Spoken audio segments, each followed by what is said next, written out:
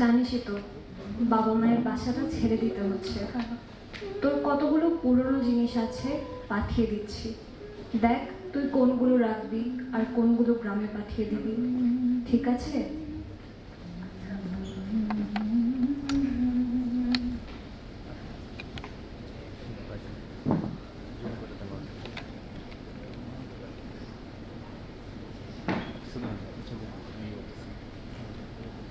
ওই আকাশের সীমানা ঠেকেছে কত দূর,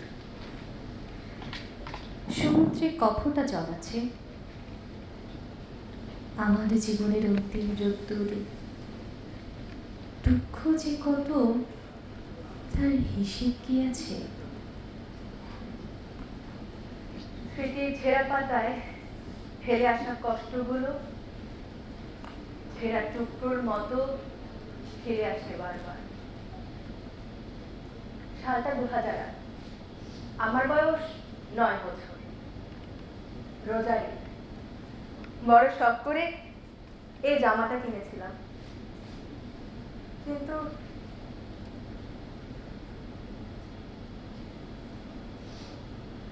2008 সাল।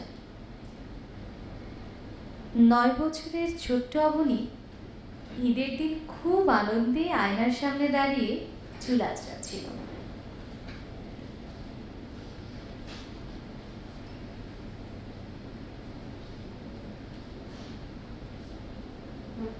খালামণি, ঈদ মোবারক। সালামি দিবে না? ইস, শখ কত, সালামি কি করবি? আরো খাবি? কি জামা, কি বাজে দেখাচ্ছে। উপর থেকে মাছের মতো চেহারা, বাবা কি দেখে না? যা অনলাইনে কি বলছো খালামণি, ওকে তো সুন্দরই দেখাচ্ছে। আপা, আপনি আসেন, আসেন।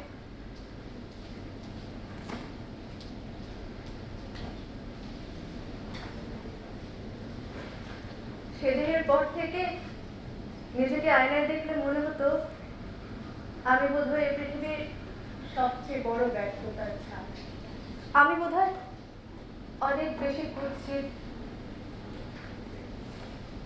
আমি তারপরও নিজেকে বোঝানোর চেষ্টা করতাম যে পৃথিবীর সবাইকে কেন সুন্দর হতে হবে, আমি না হয় পড়াশোনা দিয়ে আমার মা বাবার মন জয় করব। কিন্তু জানো, আমার মা বাবা আমায় কেমন যেন বুঝতে চাইতেন না। এই তো সেদিনের কথা, আমি 10ম শ্রেণীতে পড়তাম। আমাদের প্রি টেস্ট পরীক্ষায় রেজাল্ট দিয়েছিল। কতদিন পর মা এসেছিলেন আমাকে সেদিন নিতে। মাকে দেখে আমি কি খুশি না হয়েছিলাম। কিন্তু সালটা 2015। অবনী তখন 16 বছরের কিশোরী। পরীক্ষার রেজাল্টের দিন অন্যান্য বাবা মাদের সাথে অবনীর মাও এসেছিলেন স্কুল প্রাঙ্গণে। মা, কি অবস্থা মা? রেজাল্ট কেমন হলো? ভালোই হতো মা, কিন্তু অঙ্ক প্রশ্নটা না কঠিন ছিল।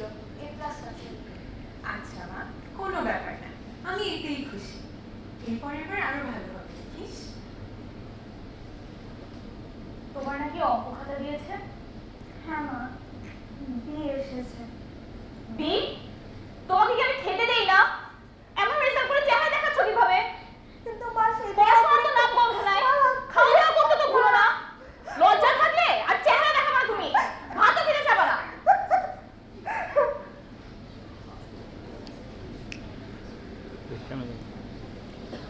সেদিন মারাতে সত্যিই আমাকে খেতে দিলেন না। আমি সেদিন ক্ষুধার কষ্টে না, মনের কষ্টে কেঁদেছিলাম। মাকে তো বলতে পারিনি। মাকে বলতে না পেরে মায়ের ছবির দিকেই তাকিয়ে মাকে জিজ্ঞেস করেছিলাম, আমার সাথে কেন এমনটা করলে মা? কেন এমনটা করলে? এত কিছু পরেও না আমি আমার মাকে খুব ভালোবাসতাম। মাকে সবসময় বাবার হাত থেকে বাঁচাতে চাইতাম। তাদের ঝগড়া সবসময় লেগে থাকতো। বড় আপা বিদেশ চলে যাবার পর তাদের ঝগড়া আমি সামলাতাম। শেষ যেবার তাদের ঝগড়া দেখেছিলাম সেটা ছিল আমার জীবনের সবচেয়ে বড় কাল।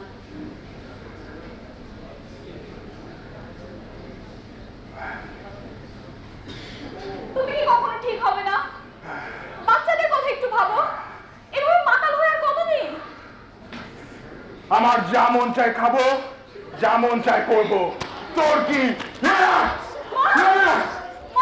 শয়তান? মায়ের রক্ত শরীরে টকবক করছে, তাই না?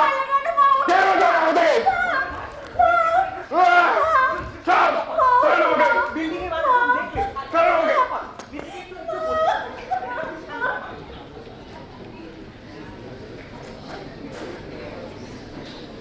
সেবারের পর আমার আর বাড়ি যাওয়া হয়নি কখনো। শুনেছি সেবারের যাত্রায় আমার মাও নাকি পৃথিবী ছেড়ে চলে গিয়েছিলেন, আমাদের সবাইকে রেখে চলে গিয়েছিলেন। আমার এই ছোট্ট দুনিয়াটা না আরো ছোট্ট হয়ে গেল। আচ্ছা, বলতে পারেন কেন আমার সাথে কেন কিছু হলো? আমার সাথেই কেন? আমার এই গায়ের রং, এটা ছিল আমার দোষ? নাকি আমার দোষ ছিল আমার বাবার হাতে আঘাতপ্রাপ্ত রক্তাক্ত জ্ঞান হারা আমার মাকে বাঁচানো? কোনটা ছিল আমার দোষ? কোনটা? আমি আমি আজও আয়নার দিকে তাকাতে পারি না। আমার মনে হয় আয়না আমাকে বলে উঠছে, একে তো এই গায়ের রং, তার উপর এই কালারের জামা, কে বিয়ে করবে কে এই মেয়েকে? আমি আজ যখন ভালো কিছু করতে যাই আমার কানে ভেসে আসে সেই কথাগুলো। তুই কিচ্ছু করতে পারবি না, তোকে দিয়ে কিচ্ছু হবে না। তুই বের হয়ে যা, বের হয়ে যা, দূর হ।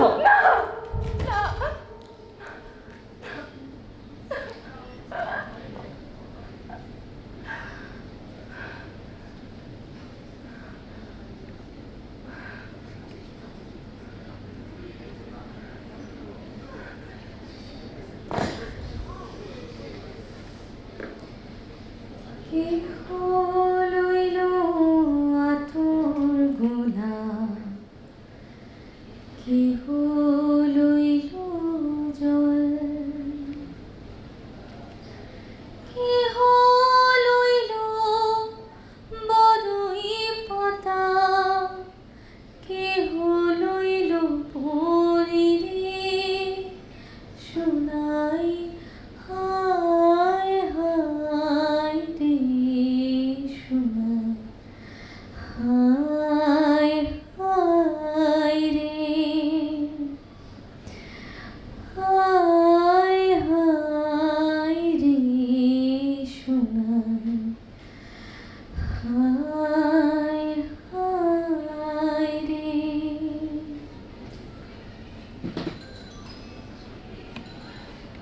কি ভেবেছিলেন আমি আত্মহত্যা করব?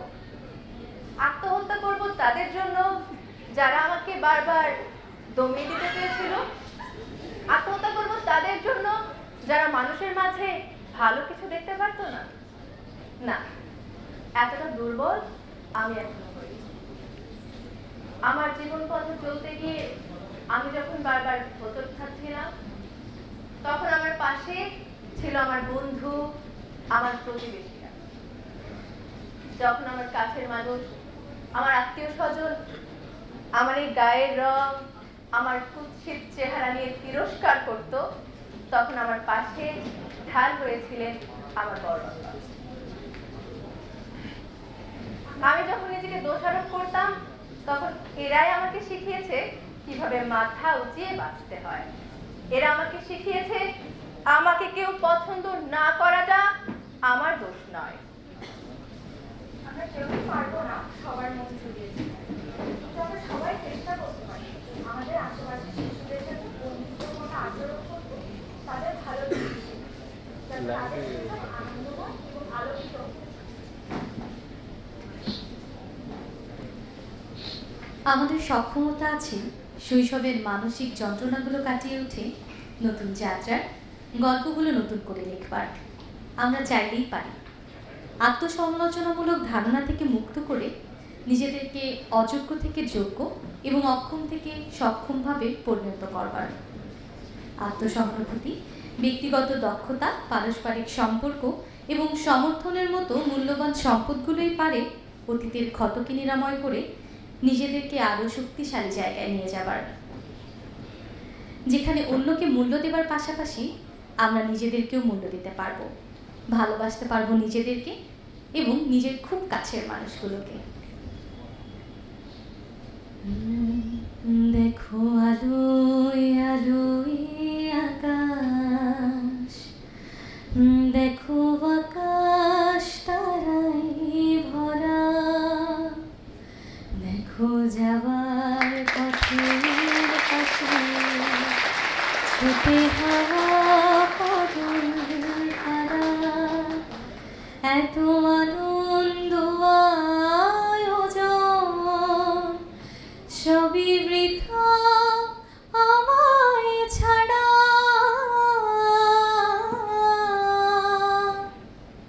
সবাইকে অসংখ্য ধন্যবাদ আমাদের এতক্ষণ সাথে থাকার জন্য। ধন্যবাদ।